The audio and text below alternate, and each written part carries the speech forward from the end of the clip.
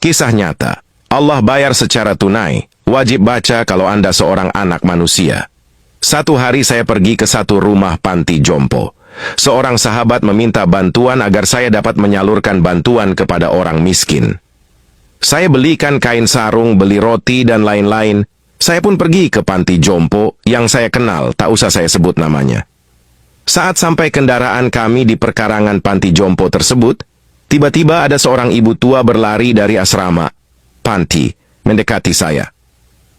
Ye, anak aku datang, senangnya anak aku datang. Saya tak mengenal beliau siapa. Ibu itu memeluk saya, dia cium saya. Orang tua itu berkata, "Nak, kenapa tinggalkan ibu di sini, nak? Ibu mau pulang. Ibu rindu rumah kita." Saya waktu itu hampir tak bisa berkata-kata. Ya Allah, saya coba mengucapkan kata, "Bu." Saya pegang tangannya, saya lihat mukanya. Dia bilang, "Sampai hati, nak, kau tak mengaku aku ni ibu kau." Bisa saya bayangkan bagaimana perasaan beliau begitu rindu pada anaknya. Saya coba berpura-pura, seolah-olah saya anaknya. Saya berkata, "Bu, maafkan saya ya." Saya pegang tangannya, saya ajak duduk atas kursi, saya ambil roti, dan saya suapkan ke mulutnya. Tak terasa menetes air mata di pipi. Mencoba bayangkan hati seorang ibu yang rindu kepada anaknya, bila kita anaknya mengambilkan sepotong roti, kita suapkan ke mulutnya. Bagaimana perasaan beliau? Bagaimana perasaan kita?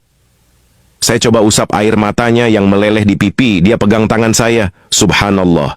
Saya bisa merasakan bagaimana perasaan beliau yang begitu rindu kepada anaknya. Saat saya hendak pulang, dia pegang kaki saya sambil berkata, "Nak, jangan tinggalkan ibu, nak. Ibu mau balik, ibu mau pulang." Akhirnya saya minta izin dengan pihak pengawas panti di situ. Melihat data beliau, ternyata anaknya ada 5 orang. Yang paling besar bergelar Tan Sri. Orangnya memang kaya, punya nama besar dan hebat orangnya. Waktu saya izin pulang, dia pegang baju saya, dia bilang mau ikut saya pulang. Saya bilang, "Di mobil ada banyak barang." "Tak apa," kata ibu itu, "saya duduk sama barang-barang itu." Akhirnya saya izin ke pengelola panti untuk membawa ibu itu selama 5 hari saja. Pulang ke rumah saya, sholat subuh saya jadi imam, dia makmum di belakang. Saya baca doa, saya tengok air mata beliau jatuh. Selesai doa, saya salami beliau, saya cium tangannya, saya bilang, "Bu, maafkan saya ya." Waktu itu, saya tak membayangkan kalau ibu saya sudah meninggal, tapi saya bayangkan ibu ini adalah ibu saya, sebab dia rindu pada anak-anaknya. Di hari ketiga di rumah saya, waktu sholat Isya, selesai doa saya salami beliau, dia lapisi tangannya dengan kain mukenannya, dia salam. Saya bilang, "Bu, kenapa ibu lapisi tangan ibu? 2 hari lalu ibu salam, ibu tak lapisi tangan ibu dengan saya. Kenapa hari ini ibu lapisi tangan?" Dia bilang, "Ustaz, kau bukan anak saya kan?" Subhanallah. Tiba-tiba dia sebut nama saya Ustaz. Saya bilang, "Kenapa ibu panggil saya Ustaz? Saya anak ibu." Dia berkata, "Bukan. Kalau anak saya dia tak akan seperti ini. Kalau anak saya dia tak akan jadi imam saya. Kalau anak saya dia tak akan suap saya makan."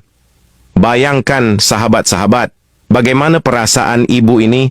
Spontan saya pegang dia, saya peluk dia, saya menangis. Saya bilang, "Bu, walaupun bukan ibu saya, tapi saya sayang ibu seperti ibu saya."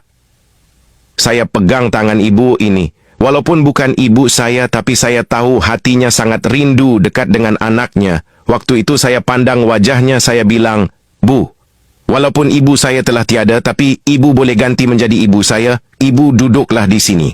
Saat makan, saya suapkan nasi ke mulutnya. Dia muntahkan balik makan dari mulutnya. Saya tanya, "Kenapa, Bu?"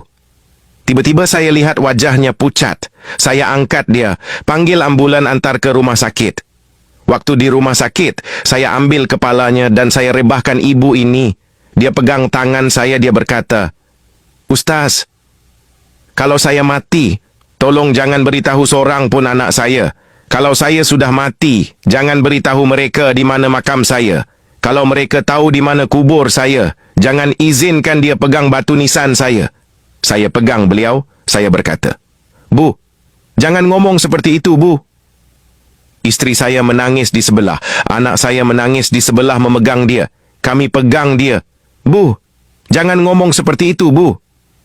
Dia geleng kepala, rupa-rupanya itulah saat penghujung hayatnya. Akhirnya dia pun meninggal di atas pangkuan saya di rumah sakit itu. Dia meninggal dalam pelukan saya doakan Ibu Hajah Khalijah ini ruhnya mudah-mudahan bersama salafus soleh. Sahabat, bila kita masih ada ibu, tolonglah taat pada ibu kita. Jangan durhaka pada ibu kita. Jangan tinggalkan dia di panti jompo. Saat ibu kita sakit, kita jaga dia. Pijat-pijat kepala dan kaki ibu kita. Sahabat-sahabat, coba tanya ibu kita. Bagaimana penderitaan ibu saat mengandung saya dulu? Bagaimana sakitnya ibu saat melahirkan saya dulu? Tanya ibu kita, sahabat-sahabat sekalian. Kalau kita tanya, sudah tentu air mata ibu kita akan jatuh. Karena itu sahabat-sahabat, suapkanlah makanan pada ibu kita. Sahabat-sahabat semua, selepas wafatnya ibu ini, ternyata berita kematiannya sampai juga kepada anaknya yang sulung. Anak dia terus telepon saya. Apa anaknya bilang pada saya? Saya akan bawa Anda ke pengadilan, saya akan tuntut Anda telah membawa keluar ibu saya dari panti jompo. 3 tahun dia titipkan ibunya di panti, dia tak pergi lihat, sebab itu ibunya rindu, hingga ibu itu tak bisa membedakan saya dengan anaknya. Akhirnya saya tunggu, tidak ada kabar hampir setahun lebih. Saya pergi ceramah di masjid di daerah pecinaan, selesai saya ceramah datang seorang lelaki memeluk saya. Menangis dalam masjid, orang dalam masjid heran. Ada apa ini? Saya tanya pada dia. Pak, ada apa ini? Ada masalah apa? Dia berkata dalam keadaan menangis. Ustaz, tolong kasih tahu di mana makam ibu saya, Ustaz. Tolong kasih tahu di mana kubur ibu saya. Saya bilang, kenapa hari ini baru tanya kubur ibu kamu? Dia bilang, tolonglah Ustaz, saya mau jumpa ibu saya, Ustaz. Sayalah orang yang bergelar Tan Sri yang mau menuntut Ustaz saat itu. Saya sekarang ini sudah bangkrut, Ustaz. Istri saya mati kecelakaan. Rumah disita bank. Mobil mewah saya semua dah disita bank. Tinggal satu saja motor tua itu. Saya berkata, saya bisa tunjukkan makam ibu kamu. Tapi dengan satu syarat, kamu jangan pegang batu nisan ibu kamu. Sampai di pemakaman, tak sempat saya turun dari mobil, dia turun duluan. Saya lihat di depan mata saya sendiri, dia jatuh tersungkur, tangannya menjadi hitam. Mulutnya tertarik sebelah yang tadi awalnya tangan dan mulutnya baik-baik saja, sambil memanggil-manggil, Ibu, Ibu, Ibu. Tiba-tiba saya angkat dia tak jauh dari makam ibunya, belum sampai ke kubur ibunya. Dia dah hembuskan nafas terakhir di samping makam ibunya. Allahu Akbar rakhir, mengucap panjang saya. Allah Subhanahu wa Ta'ala tunjukkan kepada saya di kehidupan ini balasan anak yang durhaka pada ibu dan ayahnya. Semoga kisah ini menjadi pelajaran di luar sana. Ambillah iktibar dari kisah di atas. Dan apabila mata ibumu sudah tertutup, maka hilanglah satu keberkatan di sisi Allah, yaitu doa seorang ibu. Sobat, sekarang Anda memiliki 2 pilihan. 1. Membiarkan sedikit pengetahuan ini cuma hanya Anda ditonton di sini, atau 2. Membagikan pengetahuan ini ke semua teman YouTube-mu, ke semua teman kontakmu, insyaallah bermanfaat dan akan menjadi pahala bagimu. Amin. Silahkan di-share. Ya, semoga yang share dan subscribe channel Cerita Productions ini ditambahkan rezekinya oleh Allah Subhanahu wa Ta'ala dan diangkat penyakitnya. Amin. Dipanjangkan umurnya. Semoga yang berkomentar, amin, dijauhkan dari segala penyakit, diberi sehat walafiat, rezekinya melimpah ruah dan keluarganya bahagia dan bisa masuk surga melalui pintu mana saja. Amin ya Rabbal Alamin. Semoga bermanfaat.